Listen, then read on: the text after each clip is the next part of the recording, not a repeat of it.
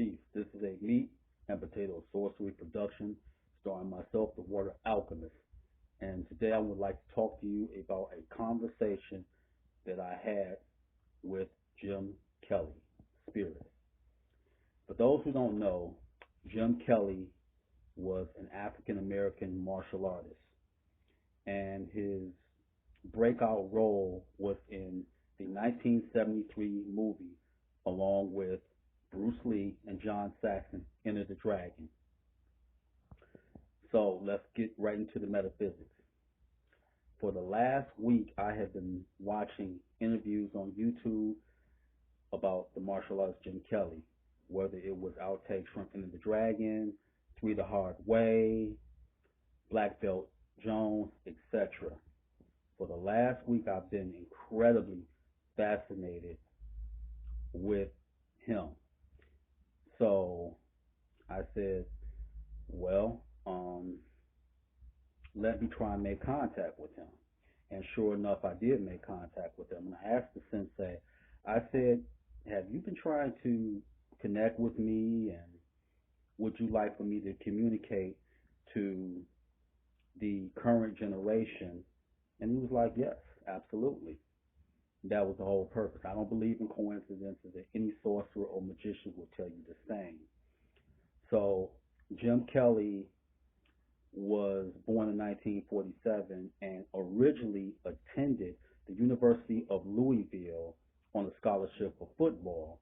But we all know the saga. He had to deal with incredible racism and he ended up leaving. And he started practicing martial arts as a teenager.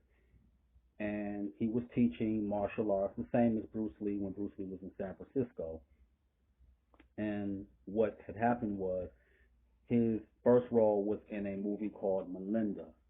And then later on, he had got the call for Enter the Dragon. So originally, for people that don't know watching this video, John Saxon, who died recently at the age of 83, and there's no coincidence that I connected with Jim Kelly and John Saxon met his demise, that originally Jim Kelly and Bruce Lee were supposed to be the survivors, but we're talking 1973, so to have an Asian and an African American hero, that just was not happening. So I wanted to talk to Sensei Kelly, and basically I asked him some questions. He did die of cancer, but I asked when I did know about him from my days as an activist and when he was coaching tennis. I said, was that something that you wanted to do or was that something that you had to do? He said that that basically was something that he had to do. You have to pay the bills at the end of the day. And I asked him a question about John Saxon. John Saxon was all right. It was his agent that was racist. Let that sink in. And here's a very important part, because growing up as a youth, irrespective of your race or ethnicity, most people were fans of Bruce Lee. And I asked him, did Bruce Lee die of that brain edema, or did Betty Ting Pei, who was an actress and also was Bruce Lee's mistress, did she play a hand in Bruce Lee getting murdered? And he emphatically said yes. So I gave the sensei my word that I would put this out. I want the younger generation or those who are not familiar with Jim Kelly, please look into his movies. That can be Three the Hard Way, which ironically was about poisoning the water in cities such as Los Angeles, Detroit, etc.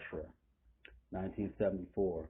You can get Black Belt Jones, which was also produced by Fred Weintraub, who also was one of the producers on Enter the Dragon, Hot Potato, and Black Samurai.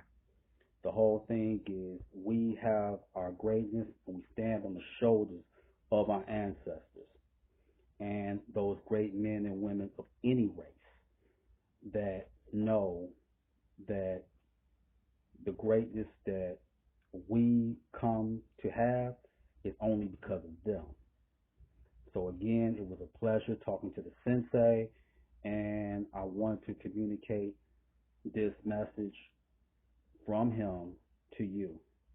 His name is Jim Kelly. He was known as Williams in Enter the Dragon.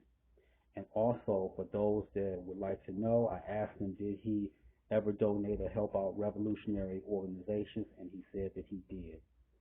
So, that is your meat and potatoes sorcery for today.